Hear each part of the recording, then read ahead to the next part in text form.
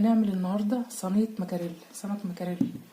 المقادير: كيلو سمك مكاريل، فرش الصينيه فلفل طماطم بطاطس بصل.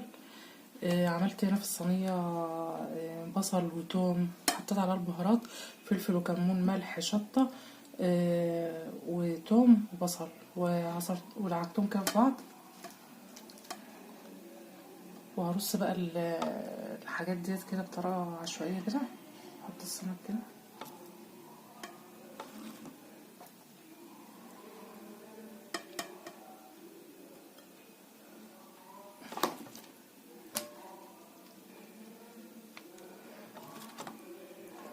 بطاطس وبصل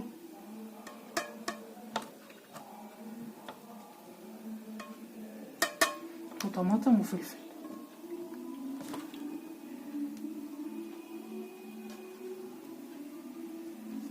هنحطها الحاجات كده بطريقه كده اهو عشوائيه.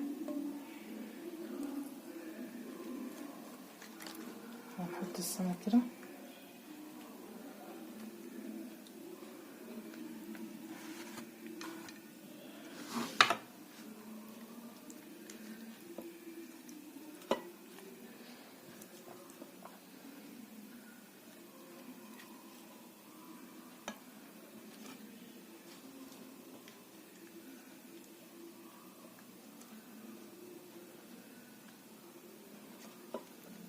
بس كده.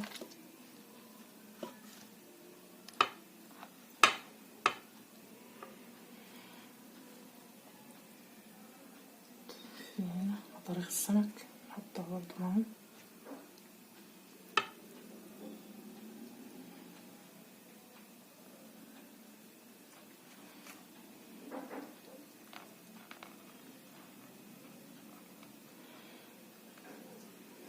بس كده. هحط عليهم بقى كوبايتين عصير طماطم.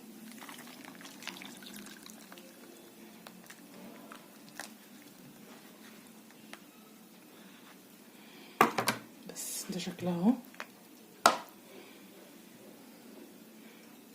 معلقتين زيت زيتون على الوش عشان يدوا التحميرة لما تخلص.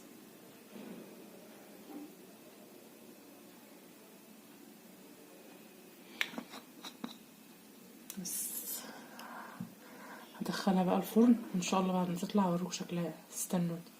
الصينيه بعد ما طلعت، شكل السمك بعد ما طلع شكلها بصراحه جميل وريحتها جميله جدا. هوريلكم اقدمها ازاي.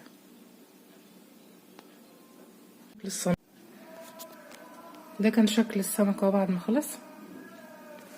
شكله جميل بصراحه.